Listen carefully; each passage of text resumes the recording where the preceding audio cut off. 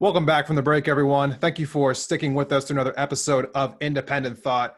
For today's episode, I am joined by a guest. His name is David. He's from the Fresh Faces New Ideas. He is a streamer on Twitch. Thank you for coming to the show today, man. Really appreciate it. Thank you for having me. I'm happy we finally got to do this.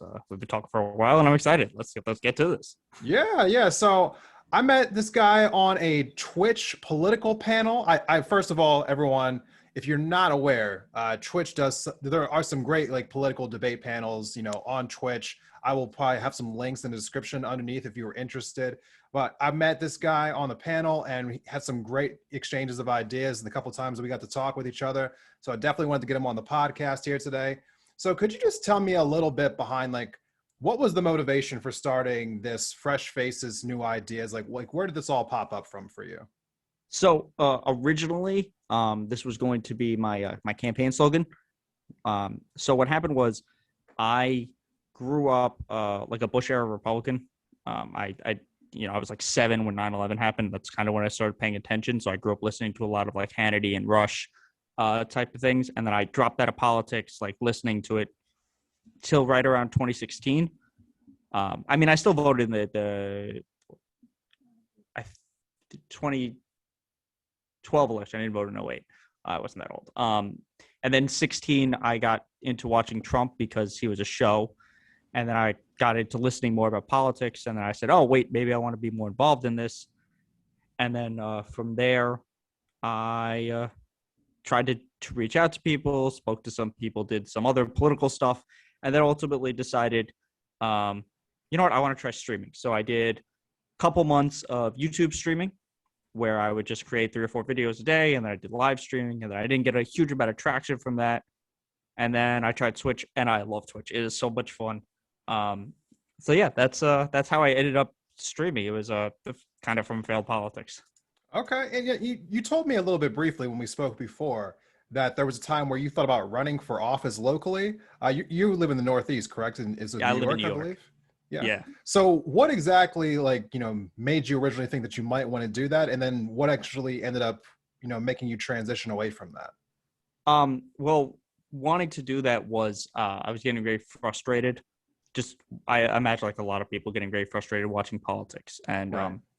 I felt like there was a need for new blood to push for the ideas that we were dealing with. The ultimate thing that changed it for me was basically the entrenched power in my area.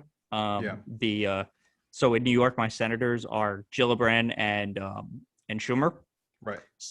My prior to this, till 2020, my congressperson had been in that seat for 30 plus years, and the only reason it switched is because she retired. Um, yeah, so basically at every level, it was like long entrenched power, and that's Right. kind of why I figured I'd try a different tactic.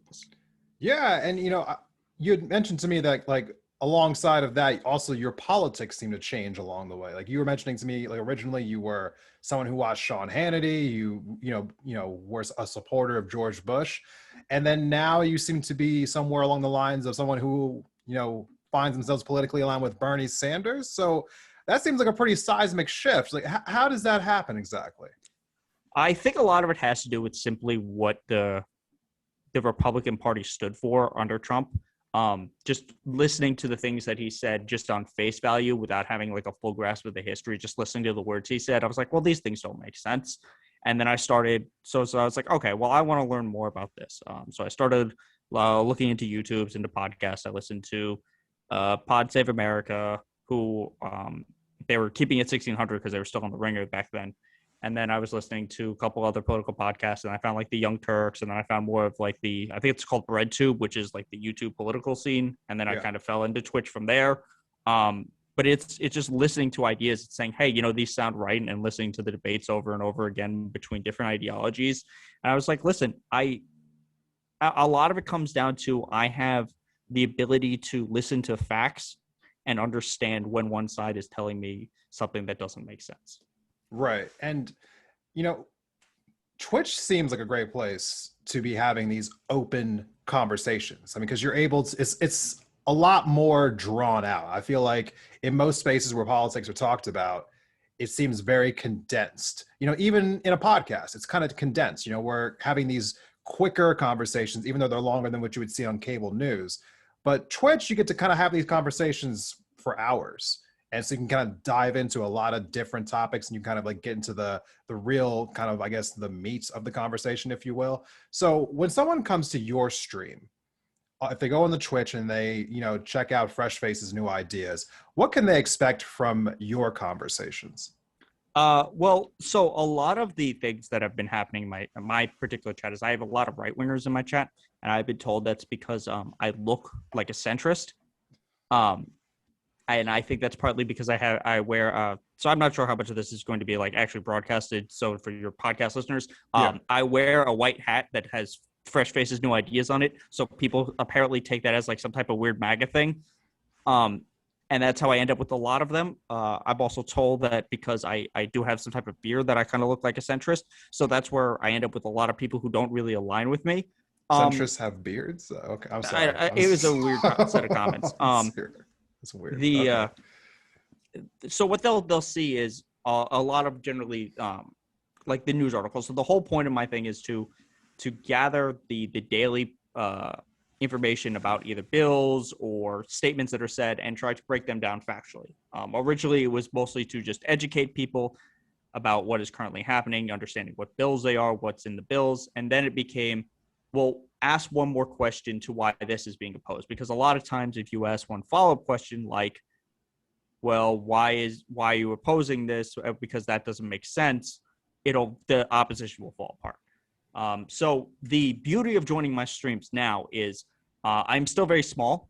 If you go to someone like Hassan's chat, where there's like 30,000 people in it, most of the time they're going to ignore you just because there's so many. If you show up at my chat, there's like 8 people. And in more likelihood, I'm going to respond to you. So you can actually have a conversation with me. I'm very open to having anyone on the Discord come in and have a debate with me. The thing I say for that is if you want to set up an actual debate with me, give me a heads up for the topic. The last time I set up a debate with somebody, they gave me a topic and then they asked me we had gotten into a conversation with something very different. And I was like, come on, man. Didn't have time to prepare. Yeah, exactly. Because generally, like I have a generally good idea. I'm going to give a fair warning to people who show up tomorrow, which would be the 15th. It is going to seem a little more hostile at the end because I've decided that I'm not going to engage with people on whether or not to take the vaccine or whether or not the election it was rigged unless they can actually show me some data that is new, because I'm tired of having this conversation because it's the same conversation over and over again. I say, here are the data points that prove the election is rigged. They say, no, it's still stolen.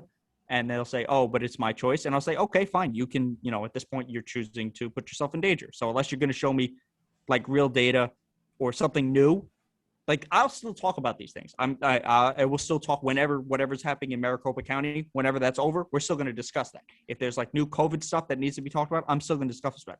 But it's not worth it anymore for me to entertain this debate, because what is the point of me screaming into the void? If I've had this conversation with you 6 times, the 7th time is not going to change it.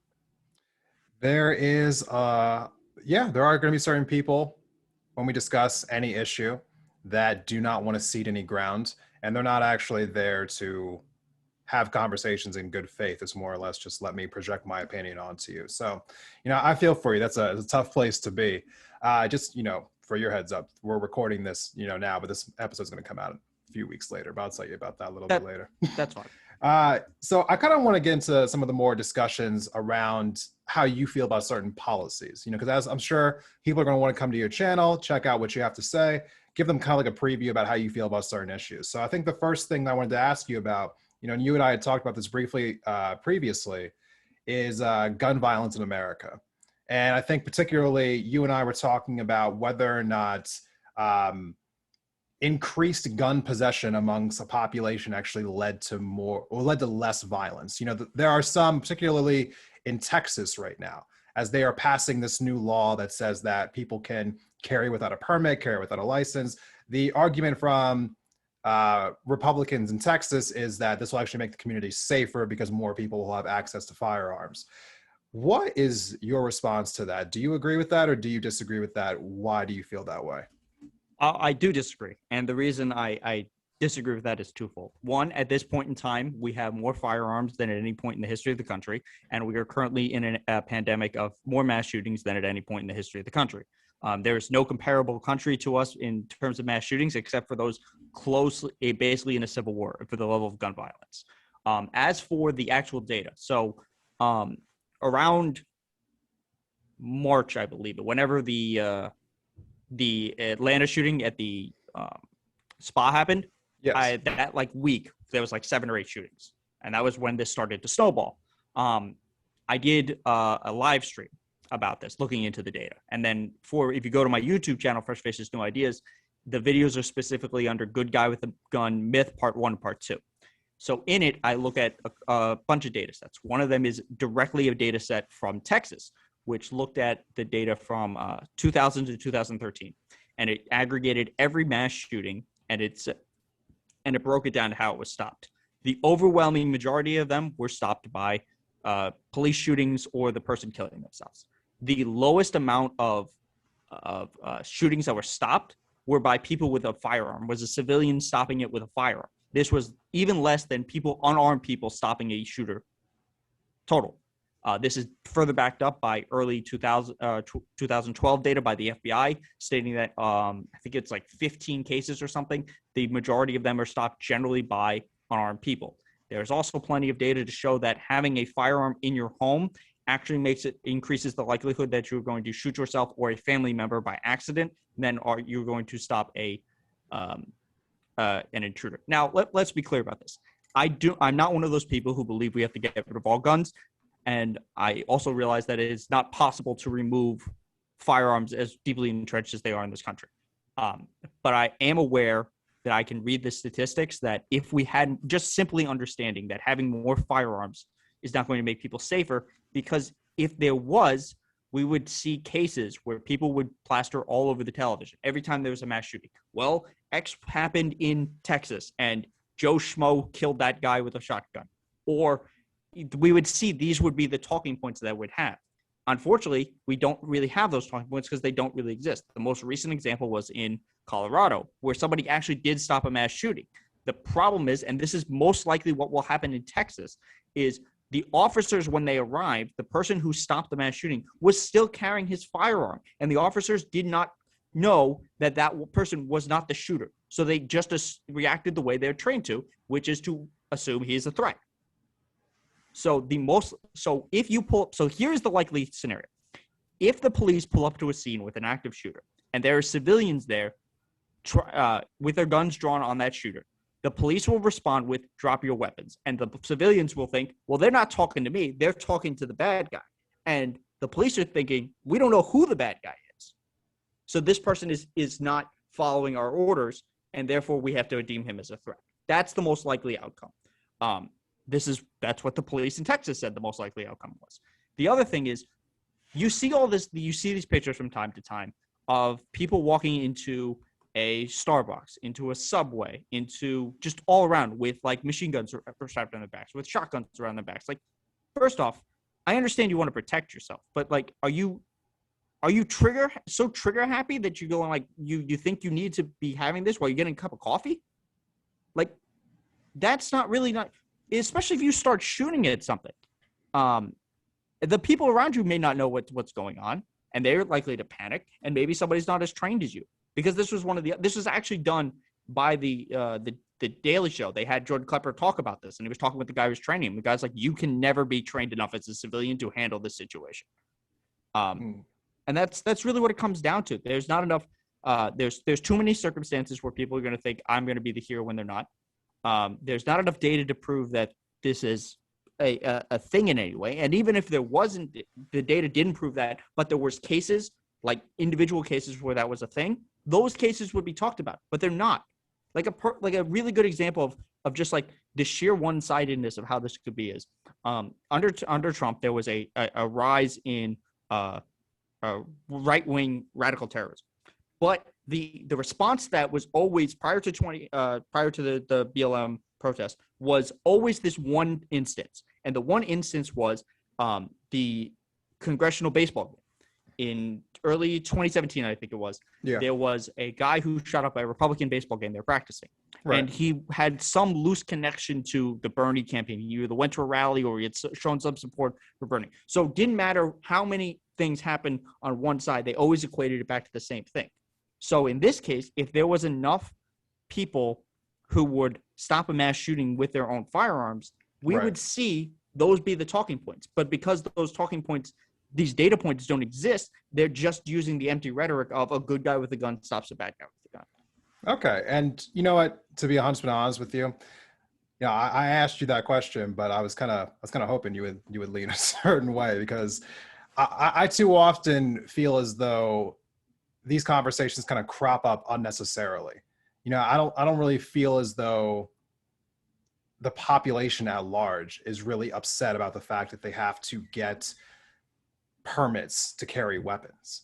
I just don't, even on the right, I don't really hear that as being like a true, just like conversation of like, oh, our rights are being infringed on because we're asked to get a license or a permit to carry a weapon. So I feel as though like these laws in Texas, and I had someone come on and mention this previously in a previous episode, is that it wasn't really being asked for by the public. It seems it's more just like political posturing. And I agreed with that person when he had that take. That was the host of the Skip the Noise podcast. So shout out to Ben. Thank you for coming on the podcast again. But kind of transitioning away from this topic a little bit, because I feel like we could probably talk about this for a long time. There's a lot going on with the gun debate.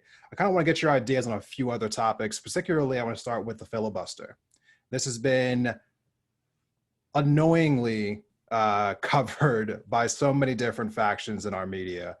Now, I have previously on this podcast said that I was against the filibuster being abolished, and I gave an example for why I felt that way. And then I more recently came out and said that I changed my opinion because I now believe that my original take wasn't the correct one. So that's kind of how I've fallen on this. But, admittedly, I've had both minds of this subject just within this year. So I kind of want to get your opinion on this now. Where do you fall on the filibuster? Do you think it should be abolished? Like, why or why not?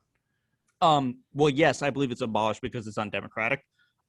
It allows the minority to rule over the majority. And it's also not what the founders intended. It kind of came around by accident with under Aaron Burr. So the history of that is much more extensive. But the whole thing is there's a couple of ways around the filibuster. This is actually one of the first videos I did was for reforming the filibuster. There's a whole bunch of different ways to do it. Now, I think the most likely way, and this was something that everyone talks to Joe Manchin about because he's basically the vocal voice. There's plenty of other voices who are not saying anything about it because Joe Manchin's happy to.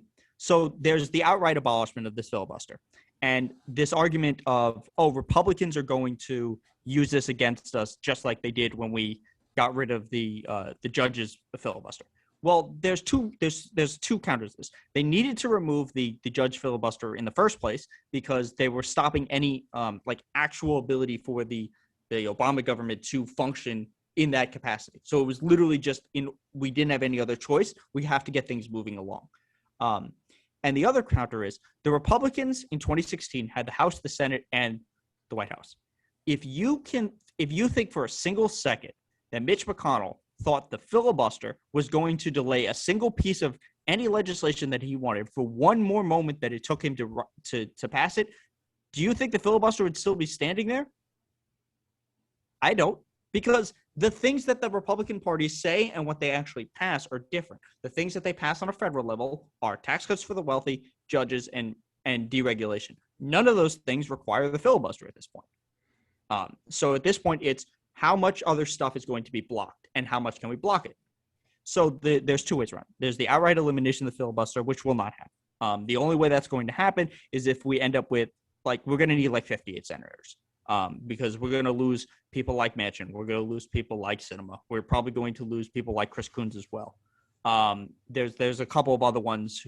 The most likely people are similar to the people who voted against the raising the $15 minimum wage.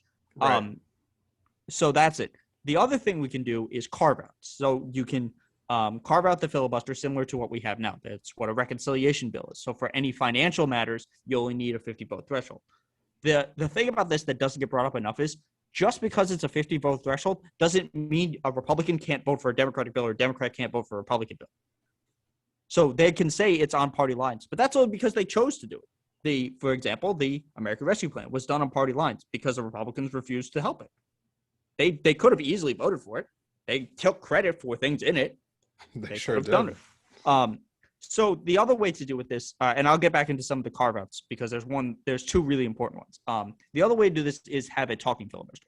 So the way the filibuster used to work is if you wanted to filibuster, you had to stand up and talk. And basically, whenever you stopped talking, they would take the vote. Right. Ted Cruz, green eggs and ham. Well, that wasn't even, he didn't need to do that. He just chose to do it. Right. That's the crazy thing. The longest ones are people like Strom Thurmond did it against the Civil Rights Act for literally a day. Right. So we could bring that back. So let's have people talk for 15 plus hours why they don't want people to have minimum wage, or why they don't want an expansion of healthcare, or why DC isn't going to be a state. Like things like that could be. And Manchin said he's open to doing that. Why they didn't bring that up to the floor and put that to the test, I have no idea. Because cloture rules to change that are immune to the filibuster. So if they wanted to change that rule, they don't need to have 60 votes. They only need 50 plus one, which would be Kamala Harris. Right. The other way is carve out. So some of the options people have pushed for carve outs are voting rights, which is what the DC or the Texas Democrats are currently arguing to Manchin on the 15th of July, which would be tomorrow while we're taping this. They're currently arguing that with him now. People have argued for that for the past. There's another one that I really like and I think should just be a 50 vote threshold is whether or not DC should be a state. I think statehood should be decided across party lines because basically it's un-American to have the fact that DC is not a state. People are going to argue, there's constitutional issues, except I'm not a constitutional scholar. All I did was spend a couple of hours researching this, and I realized the answers are very simple. The issue that they're talking about is that the capital and stuff can't be part of a state. So all you have to do is shrink what is considered DC capital around to like the White House and the Senate buildings. And then everything else can be the state of DC. And this could be done. There's plenty of evidence. I mean, the arguments against it, like, let's be clear. If DC was going to vote red or there was a red state equivalent, it would be a state. These are not like, it's only because it's going to vote blue that they don't want to do it because they know that's two senators they're not going to have, or however many Congress people, probably be one based on the size of it. I don't really know. But the response to that is, they want to put two senators in. It's like, yeah, but you're a political party too. If you believe that the marketplace of ideas would win out, then you would be able to argue your ideas and they should win. So you should at least have a 50-50 chance. You know, it's an interesting conversation. I mean, I know where I fall on the DC statehood thing. I think it's just basically pretty obvious, and I'm probably gonna have an episode on it, during this season. But, alongside of that, like while we're being honest about the fact that, the reason why DC is not a state is because, politically it'd be, I guess it would be not advantageous for a certain political party. On top of that, let's also be honest about why the filibuster is remaining intact. It's not really remaining intact because, Joe Manchin has some moral feelings about bipartisanship. As I covered in a bonus episode recently in June, one of the reasons why Joe Manchin is trying to keep the filibuster intact is because, corporations are asking him to do so. So, let's just keep it, 100%, clear here. This is about corruption at the end of the day. A filibuster being abolished would mean that more legislation would actually be passed. That's something that certain corporations in our country are not that interested in, but speaking of Joe Manchin, he's also bottlenecking another piece of legislation in Congress right now, which is the infrastructure bill. And this is now something I want to get your thoughts on because this has been the big, I guess, centerpiece of Biden's agenda right now. And it seems like it will continue to be going forward because it doesn't seem like they're going to be reaching any kind of consensus anytime soon. What are your feelings on this infrastructure bill? Do you actually think of it favorably, unfavorably? Like where do you fall into it? So currently, as we're speaking today, they unveiled a new part of it. So the infrastructure bill is broken into two parts. But before that, we have to go backtrack to what Biden wanted. Originally, Joe Biden offered a $2.25 trillion deal over 8 years. That varied depending on who you wanted to talk to. Joe Manchin said he wanted something closer to 4. Progressives said they wanted something closer to 10 trillion over 10 years. And the reason for that is and this is something I constantly say to anyone who says, oh, it's too much money. Infrastructure is not something you can skimp on. If you don't put enough money into fixing the building will not function. The bridge will not function. The bridge will collapse, and then it's going to cost more money to fix it. We've seen Surfside, that building fell down. A couple months ago, that bridge in Montana cracked, and they had to go around it. Infrastructure is one of the largest projectors for economic growth, just period. So putting more money into it is better. The other thing is, this bill, the current one that is being the bipartisan one, is about $500 billion in new spending. The problem with a lot of this bill is it's also privatizing a lot of our roads and bridges to corporations so that they don't have to pay taxes on things, or they can tax people through hikes, through tax hikes. It's I think it's P3s is how it's referred to, which would ultimately trickle down and hurt regular Americans. The plus to this is, while we can see the things that could be voted on in the smaller bill, we are going to get this potentially $3.5 trillion infrastructure reconciliation package. Now, originally, Bernie pushed out something that was $6 trillion. Manchin said he was closer to 1. We are about 3.5 as of today, which is what they've unveiled. The problem with the smaller one is there's no green energy in it. And already Joe Manchin's kind of balking at the green energy stuff, but like, it needs to be done. Like, waiting for this stuff longer is going to put us at, first off, at an economic disadvantage when we're trying to figure out these obviously needed technologies, and not putting our research into it so our companies, we can make the solar panels here, the windmills here, whatever else we're going to figure out how to make. We're giving other countries an advantage. Right. And it's going to cost us money to buy that technology from them instead of us making it here. The other thing is, it's literally necessary. The planet is actively on fire. Don't have to tell me that. I think we're up to like 120 people have died in Portland. There's plenty of things that we can fix. There are things we can't fix. Apparently the mood is wobbling, because why not? Putting this energy into green energy is going to be a massive influx for the country, because there's data proving that green energy jobs are infinitely more profitable. They're bigger sectors. Green fossil fuels are dying. Like, there's just too much data to show that it's necessary, and not reaching out to this point. Like, we can't keep pushing this off. These are issues that fossil fuel companies have known about since the 70s and since the 80s. And we basically pushed it down the road for 40, 50 years. And now we have to figure out how to do it now. And by saying, oh, no, I'm worried about the 40,000 coal miners. And let's be clear, I'm not saying it's, it sucks to be them, but like, there's a bigger population that we have to worry about. And we can figure out how to deal with this. We can do this by expanding UBI to them, some type of more for social safety nets, job training for other things. Like, there's ways we can do this, but like, not putting the effort into the infrastructure bill because of some idea of, oh, we're spending too much, or the Republicans don't want to do it, is just foolish.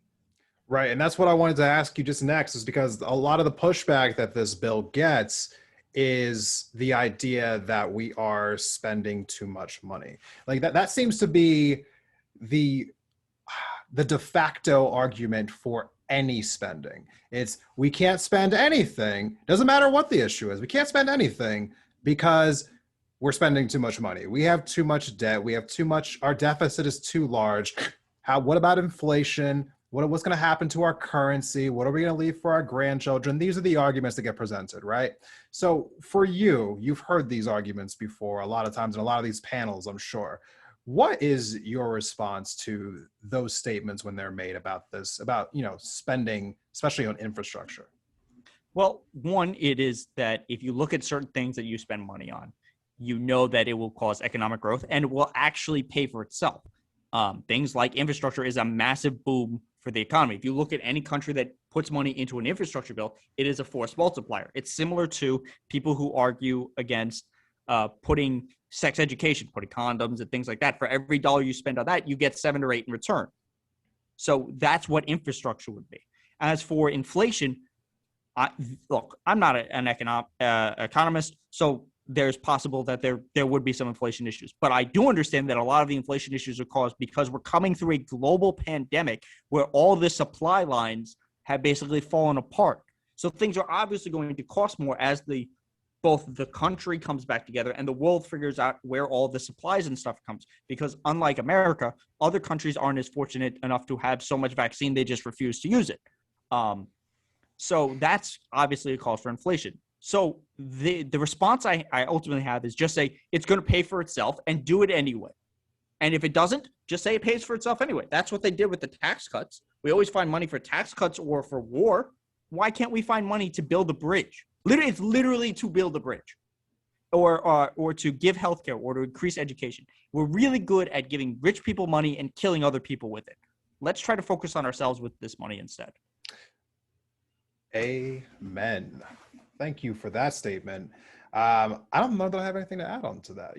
I think the other hot button topic in the news that I want to get your thoughts on here as we're kind of like wrapping this up a little bit is the January 6th Commission. This was talked about for months, and I feel like it's still continuing to be a topic of conversation. It seems like there is now some extra surveillance that is coming out of what happened at the insurrection. We're seeing the Capitol Police are now getting extra surveillance powers all over the country. In the wake of the January 6th Commission and how it was not passed, what are your thoughts around it? Do you think it should have been passed, or do you think it was flawed? What do you think about it? I think the Republicans made a mistake for two reasons. One is just optically, this looks very bad. I watched the insurrection on Fox News while it happened because I was like, what are they saying? Because I was like partly convinced that they wouldn't even be showing it. This is not a thing that they can downplay as much as they're going to try. And the reason I think they ultimately did is because they know it's going to hurt them, because they know it's their supporters. They, no matter what they tell you, whether they think it's Antifa or BLM or the FBI, if they say that to you, then your response is, well, then why did you vote against it to find out and hold them accountable? And the reason they did is because they know that's not who did it. Now, as for, I think the original, the first bill was flawed. And here's why I think it was flawed. It didn't have any teeth. It was a 50-50 split. And the chair, who was going to be picked by the Democrats, didn't have any override power to break a tie. And the only way they could issue subpoenas was with an agreement with the co-chair or with a majority agreement. So because they couldn't do anything, this thing was basically going to be toothless. And the other reason it would be toothless is we've seen subpoenas don't really matter. Or it was like 2 months ago, Don McGahn was responding to a 2018 subpoena. If they're not going to have the power to at least arrest people for dodging subpoenas or speed these things through the courts faster, there's no point in doing this. So the other reason I think they screwed up is because now we have a truly partisan one. And the issue is who is McCarthy going to push on? I don't think we're going to get the Laura Bobitts, the Paul Gosars, and the Marjorie Taylor Greenes. But we're probably going to end up with like a Jim Jordan or maybe a Louis Gohmert and probably maybe one respectable Republican besides Cheney. And now that there's going to be an actual investigation into this and there's going to look into the things, they can scream and cry about it being partisan, but they turned down a bipartisan one. It was literally John Katko, everything he asked for, they got in that bill. And then when they realized they got it, because I think they sent him in and say, ask for all this, and there's no way they're going to give it to you. And then they did, and they're like, oh, we can't have this anyway, and they backed the bus over him. And then John Katko came out against the second one. I don't know why. I'm pretty sure those tire tracks are still fresh, bro. I don't understand. It's not like the people who say it's like the temple of democracy and stuff is a little cringy, but it's mostly like, we need to know. We need to know which lawmakers were involved. There's a lot of questions about it. We need to know, there's a reporting saying that certain lawmakers like Ayanna Pressley had their panic buttons removed. We have the tweets that Laura Boebert was tweeting, this is 7076, and this is where Nancy Pelosi is during it happening. There's reporting that Marjorie Taylor Greene was giving these people tours prior to this. There's reporting that Kevin McCarthy called Donald Trump, and Donald Trump said, well, I guess they care more than you do, or that he called Tommy Tupperville. Like, there's a lot of reporting and stuff that we need to get to the bottom with. And there's this idea of what did they know and when did they know it? Well, let's find out. If we find these people, I've literally had somebody argue with me that the governor of DC didn't call the National Guard. And I went, well, first off, DC doesn't have a governor, so they can't do that anyway. Second off, that makes no sense. And there's reporting that they had to go to Mike Pence to get it. So we have to understand what happened so we can fix it. If this, the true fear of something like this is we end up like something like the Patriot Act, where it gives enhanced spying powers. And that I think is universally understood on both sides as very bad, as when it happened in 2000 or the early 2000s.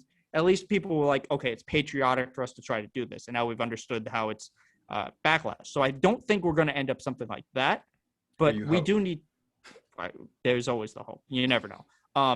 And if it comes out that's the answer, I'm going to be fighting against it as hard as the probably Tucker Carlson. Different reasons, but that's not the point. Like the more answers we have about this, the better. Because if we don't have answers and we don't look into how to stop this, it could be worse next time. We were very lucky. We know that Officer Goodwin. What was that officer's name? The one who saved Mitt Romney. Right. It was good something. I forget what his name is. We know for a fact he literally saved Mitt Romney's life, and we've seen from recreations of footage that he was in the hall and could see lawmakers and took them the other way. We know that when Ashley Babbitt died, there were lawmakers on the other side of that door. We know that they got out like minutes before they got in. We've seen the pictures of them holding the house doors closed. Like, it's not like we are incredibly, incredibly lucky that only a handful of people ended up dead, and only one of them was actually killed because they were refusing to listen. And whether or not she should have been shot is a different argument. But like the fact that none of the lawmakers were hurt is like legitimately a miracle. I mean, there was actively people with a noose chanting to hang the vice president of the current president's party. Yeah, it's an ugly stain on our country for multiple reasons. I covered this in my podcast last season, episode called Chaos at the Capitol, for those of you interested a little bit more on my feelings on what happened during the insurrection that day. The final thing I want to ask you, and this kind of just ties into what we were just talking about, is what exactly is going on in this country right now in regards to January 6th? I mean, not just with that commission, but rather what led up to it. You know, there were so many people in this country who believe that the 2020 election was stolen. Stop the Steal movement. A lot of politicians on one side of the aisle claiming election fraud. And then you had subsequently, we just saw in the first few months of 2021, the tune of 300 plus bills in state houses across the country that were pushed in a way to restrict voting access for people. Like, why do so many people think that the election was stolen? Is it literally just because Trump lost, or do you think it's more than that? I think a lot of the lawmakers who are pushing it are doing it for political reasons. I think there's very few of them who truly believe that it was stolen. I think those are along the lines of the Marjorie Taylor Greens and the Paul Gosars and maybe a couple of like state representatives, because they are like, some of the state representatives are like truly, truly crazy. But it's a lot of just repetition from repeating it over. Like, they're still arguing about this today. Like, some of these people, Jenna Ellis is out. Jenna Ellis just tweeted today, like, when is the RNC going to tell the truth? And I'm like, aren't you currently still lying about the election? Like, today, these are the people. The reason they cite these things, they say, well, Americans don't believe the election was fair. And the follow-up question is, why don't they believe that fair? Because you've been lying to them. Every time they bring up these voter suppression bills, and they're actually very clever about how they do this. They say, well, Democrats don't want voter IDs. And the response to this is, well, we could compromise on voter IDs. If it was universal, sent out, if there was, you removed all the loopholes in order to get it, fine, who cares, whatever. The true question is, you keep saying this is about election integrity. Can you prove in any way, shape, or form that there is fraud enough to require this? Because I think you told me that there was only 16 cases total. In Texas, there's 16 cases of people using the wrong address. There's 17 million voters in Texas. So we're talking 16 cases out of 151 million votes. Like, this is not an issue in which you need to have the ability to to stop mail-in balloting, to remove all but one drop box in Harris County in Texas, to attempt to throw out 120,000 people's votes, to, in Georgia, to be able to remove the Secretary of State's ability to oversee the election and then fire everyone as far down as they need to go to replace them until they got the result they wanted. These things don't secure an election. If you want to actually secure election, let's talk about having laws about whether or not you can actively lie about the outcome. That is a good way to end that conversation, ladies and gentlemen. Fresh faces, new ideas. Thank you so much for coming on to the show today. Can you tell everyone where they can find you at on Twitch and on social media? Absolutely. So you can find me on Twitch at twitch.tv/freshfacesnewideas. I stream usually 1 p.m. EST. It varies depending on things, but it's usually around then. And if I'm not streaming then, well, then you can find generally the VODs at Fresh Faces New Ideas on YouTube, or you can find me on Twitter at Faces Ideas. I have my YouTube, my Twitch, and my Discord attached to my Twitter handle, so you can find all that. I put all my updates in my Discord. But yeah, that's where I am. It's Fresh Faces New Ideas for everything. That's really it. All right, man. Well, I appreciate you coming on the show today. Thank you for checking it out. For anyone who is interested, click in the episode notes below, and you'll have in the description there, you'll see the links that he just referred to: Twitch, YouTube, Twitter. So definitely check out those links by go ahead and clicking below right now. To everyone else, we'll be right back with after my last break here with my final thoughts of the day. Stay tuned.